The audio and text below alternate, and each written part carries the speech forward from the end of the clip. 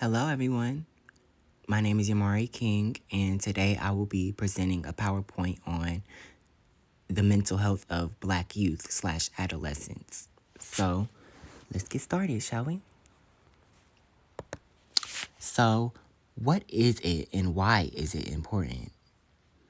Well, Black youth mental health is an important issue shaped by a mix of social, cultural, and systematic factors.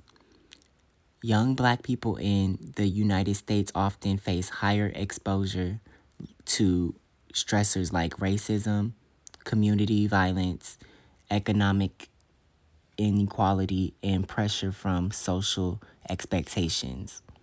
These experiences can increase to the risk of conditions such as anxiety, depression, and trauma related disorders, but they are often overlooked or untreated by the system and the ones we love.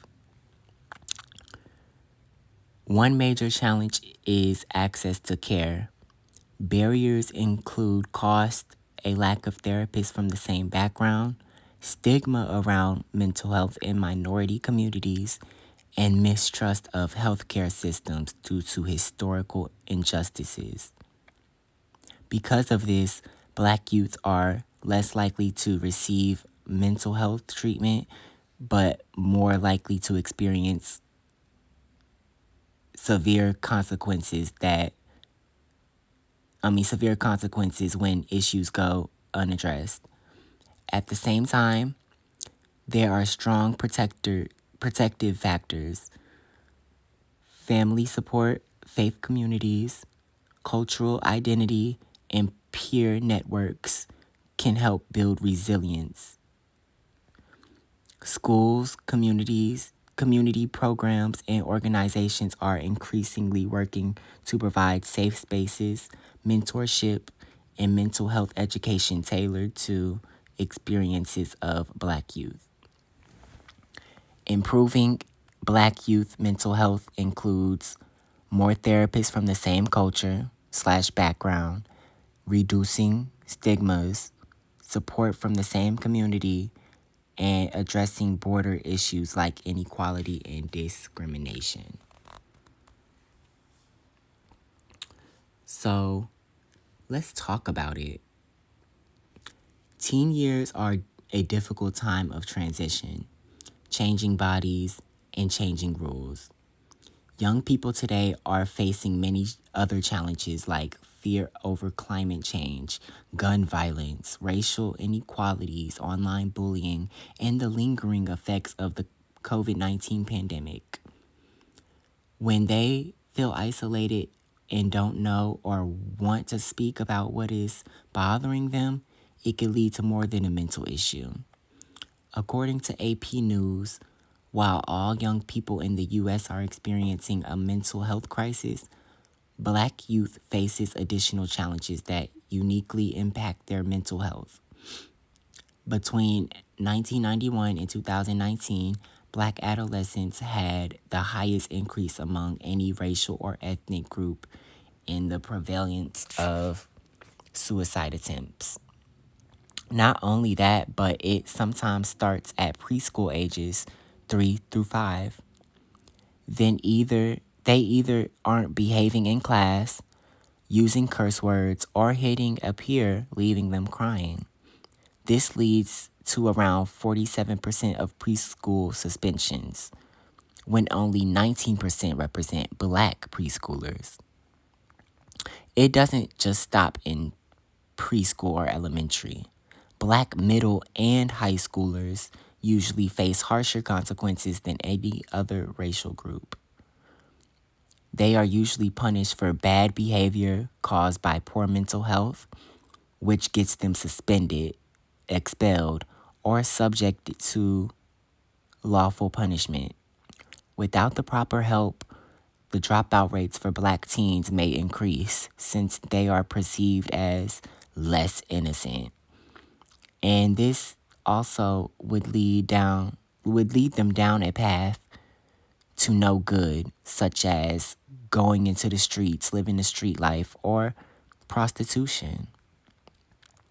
I feel it is very important that kids have two parents present in their lives because that also contributes to behavioral issues.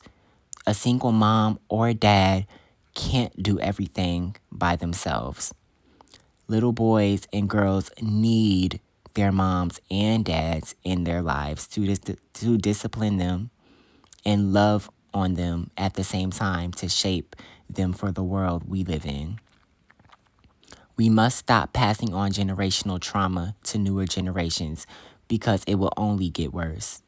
You must heal your inner child wound for there to be change for us. Examples of Black Youth Crisis. Former U.S. Surgeon General Vivek H. Murthy issued a youth mental health advisory in 2021. Murthy wrote, "Since the pandemic began, rates of psychological distress among young people have increased. The pandemic is heavily affected those who were already vulnerable. This includes youth with disabilities, racial and ethnical minorities, LGBTQ plus youth, and marginalized communities." It is easy to influence a lot of our Black youth, especially with things on social media. Rap music nowadays promotes the same agenda in lyrics repeatedly. For example, male rappers always talk about robbing, murder, money, jewelry, cars, luxury living, and degrading women all at the same time, while female rappers always usually talk about their private parts, whether it's the best or it's wet, and twerking, stealing someone's man, being tricked on, flexing on broke people, and degrading men as well. It gets to a point where we must change the narrative because 5 through 12-year-olds should not be listening to Sexy Red or NBA Youngboy, only for them to be inspired, do what they promote, and end up short-lived, pimped out, or drugged out. Another example is being profiled anywhere you go based on the clothes you have on and your skin color. That gets tiring and depressing, especially if you have no ill intentions in your heart. You could get locked up just for being profiled or, quote unquote, up to suspicious activity, especially being in a more upscale area that doesn't consist of many minority groups and where racists love to mess with Black or Hispanic people for minding their business. The term, "I am a product of my environment," is a true statement most of the time. Some Black kids and teens are forced to mature at an early age to survive in this world. The problem is that without the proper healing support in the household or community you're in, it could break your humanity. You may go outside your morals, doing stuff that you never thought you would before, and it's because you're influenced by what you know, which can lead you to being mentally and emotionally traumatized. So, what's the solution? Well, first let me say this. Being black people in general has never been easy and never will be.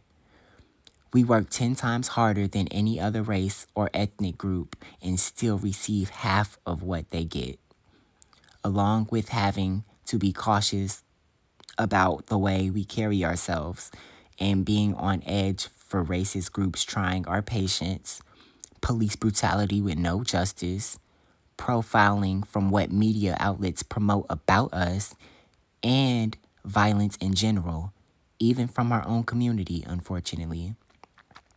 Which is why we must show up for each other as Black people. Be kind to one another. Show grace. Love thy neighbor. Support each other through hard times. because we know the government hates to see us striving. Hence why they burned down successful black towns back then, for example, like Black Wall Street, or how our ancestors were able to turn slop given to us into traditional food we eat till this day, soul food. The government wants us to depend on them just for them to spit in our face, but all we really need is each other. They need us for our hard work and our money. And the moment we realize that as a community and reunite, they will be trembling because they want us to hate and kill each other. We can teach each other about our heritage that was stripped from us during slavery, use the skills we were blessed with to help each other in the areas where we're not the strongest in, and uplift/pray for each other when we're down. All it takes is for us putting our pride aside and understanding that nobody will have our backs as we do, or even care to understand the hardships we have been through for generations. I'll say it again. We must heal our inner child wounds because we carry them into adulthood and pass them on to newer generations. All we have is the Most High and each other to help us in this madness. So let's start today and make a change.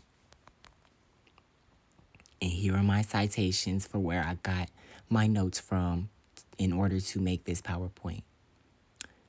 But I hope that this PowerPoint has touched somebody's heart, even if it's one or two people. Thank you for listening.